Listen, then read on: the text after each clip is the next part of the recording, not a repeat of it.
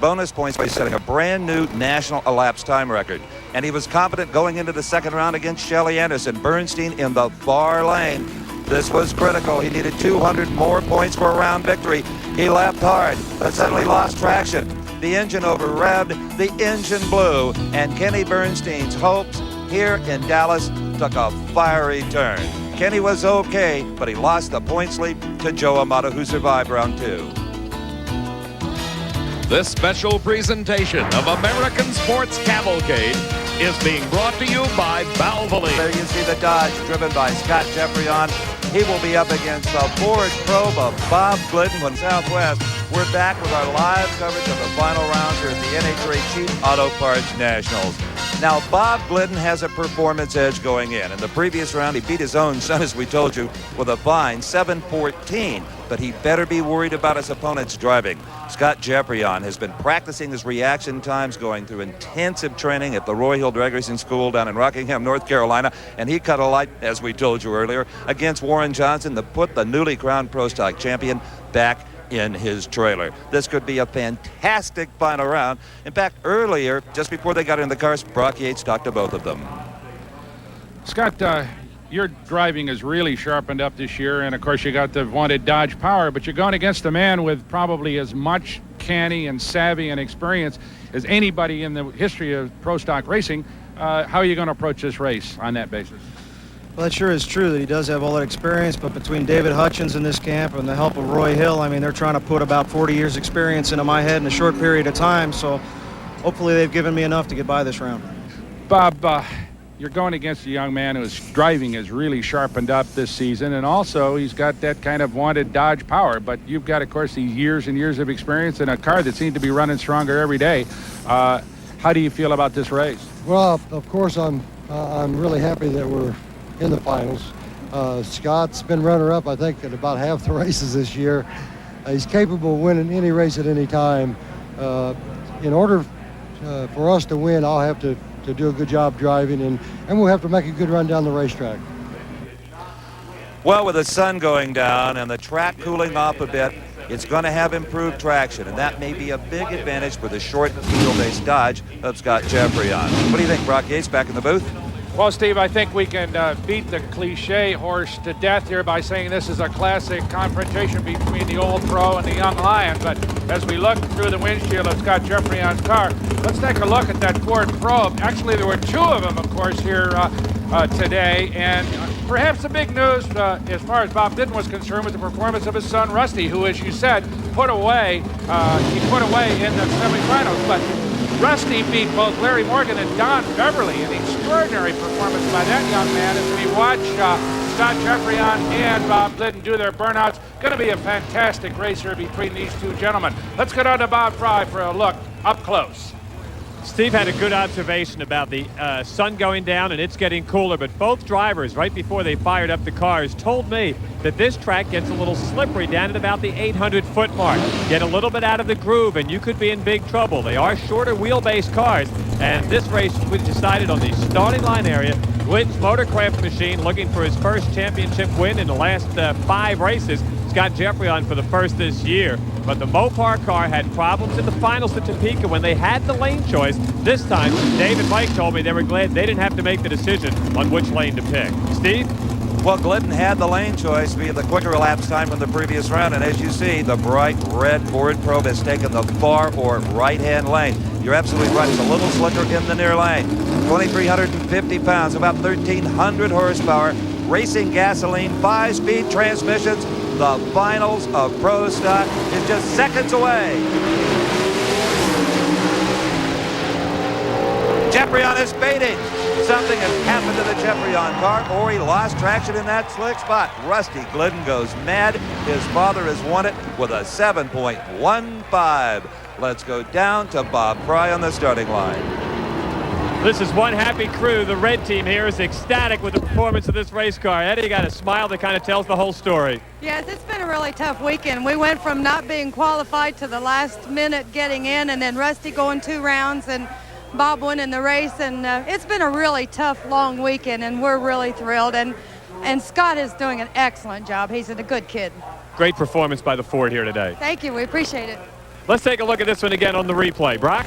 Okay, Bob. Well, actually, Scott caught a nearly perfect light in the near lane, but it wasn't enough as something broke on the car. And keep in mind that Bob Glidden, this is his 116th final in NHRA competition, and he's won 82 of them. How about that for a winning percentage? An awesome performance by this man as he goes on to yet another victory. Let's get on to Steve with the winner. What a beautiful shot of the sunset over the Texas prairie. And what a beautiful sight the fans are treated with on the starting line. It is John Brute Force, the most tenacious, the most dedicated, one of the funniest motorsports athletes you'll ever meet. If you've heard his interviews over the years, you know what I mean. And here's a man with the intensity to match Force's desire. Incredible drivers. Brock Yates talked to both of them just before they buckled up. Well, Cruz, of course, it could be that the championship rides in the balance here right now today. How will that affect the way you run this race? Well, racing the defending world champion John Force, we're, like you say, this title's probably on the line here, so I'm confident in the car. I'm going to have to pick up the pace as a driver, though. I'm going to have to be more aggressive, and, I've always liked the pressure, and I couldn't ask for more pressure than what I have here in front of me now. John, with a championship possibly right on the line in a single race, are you going to run it any differently than you might run another final? Well, you have to, because we're running out of rounds, and we can't wait till Pomona. We need to beat him here if we can, but mainly we need that national record. We really pushed it there to get a 10 just because he ran so good. But we need the record. We need to run a 05 with this thing if we can. Otherwise, I need a miracle at Pomona, and I don't believe in miracles. Well, let me tell you, Mr. Pedregon is thinking along the same lines. John Force earned 50 bonus points by being low elapsed time of the event so far. If Pedregon can take those away from him, put him in his column, he'll be harder yet to beat in 2 weeks at Pomona. You saw Force already lit and ready. Pedregon's engine comes to life. They're about 5,000 horsepower apiece, and here is the burnout ritual. Brock Yates, pick it up. Well, Steve, of course, Force broke the track record here in qualifying with a 5:07 earlier, and as we said earlier, Pedregon lane choice here with a 5:09. So these automobiles, for all intents and purposes, absolutely perfectly matched. So Bob Fry looks like it's going to be one fantastic drag race with the possible championship on the line. This is the way it ought to be, and this is what everybody came to see here today. Just talked with both crew chiefs, and unlike the Pro Stock guys who thought the track got a little slippery at the top end of the racetrack, for them, these two teams are extremely confident that the racetrack will hold all their power.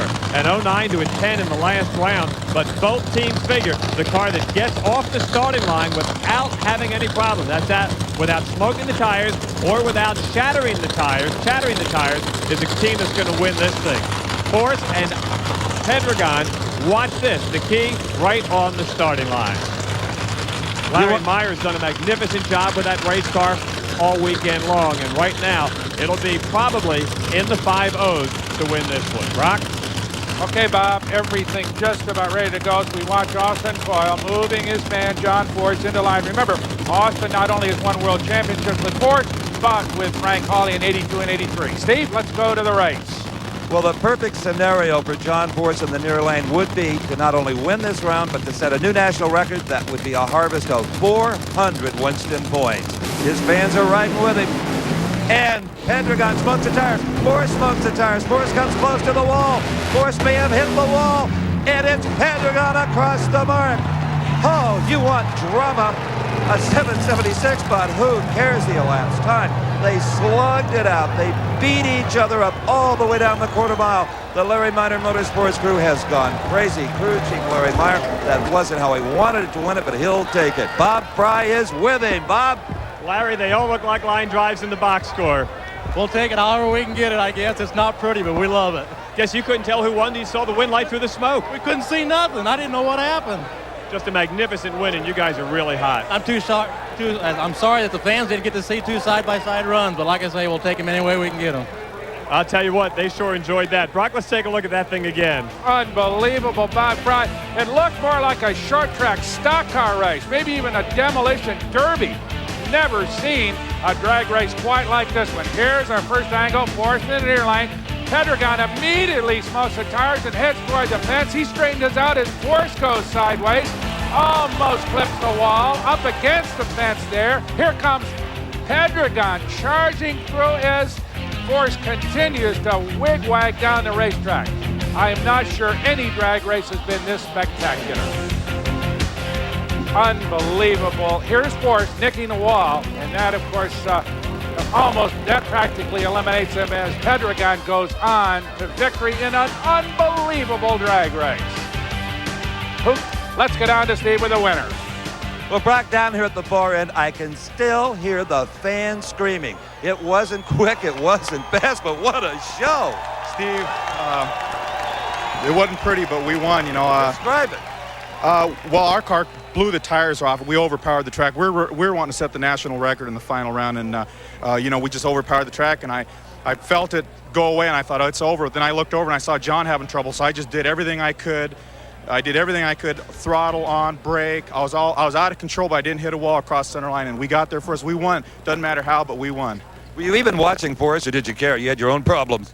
Well, once I saw he was having trouble, I was on a mission to get to the finish line first. And these cars, if you smoke the tires early, the momentum's not there. So pedaling I would only do that in that situation, the qualifying run or something like that. You take a chance breaking a drive shaft, hitting the wall. But yeah, once I saw him have a problem, I just went. I said, get to the finish line however you can. You earned your driving stripes today, believe me, young man. Well, I got to keep up with the crew. I have the best crew, McDonald's, Larry Miner, Coca-Cola, Vintage Design. We couldn't be happier. All right, let's go back to Brock.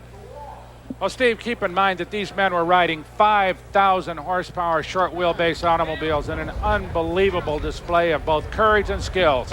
Here is the points as it stands after that race. Pedregon, of course, pads it over John Force with one race remaining. And live coverage from the Motorplex, and that, of course, we're looking at John Force here right now. John Force is still in the race car, and apparently in a bit of shock after what he's been through here. He may have tagged the wall just a little bit. Yes, there is a stripe on the left-hand side of the race car. We'll go down here and check this out. NHRA Safety Safari, as always, is right on the scene. And John may have tagged this wall a little bit harder than we thought. Sometimes it's not how hard you hit it, but the angle that you hit it. John is coming out of the car now, and he appears to be a bit shook up, as you can well see. Force was out cold, they tell me, when they got here. He was unconscious. They have now revived him. We're not going to attempt to talk to him for obvious reasons. But John Force appears to be coming around and looking okay. All right, John's all right. We can tell he made eye contact with us. We'll be right back with the Top Fuel final. Who can top that funny car, Barry? Stay with us. We'll be back on TNN Live.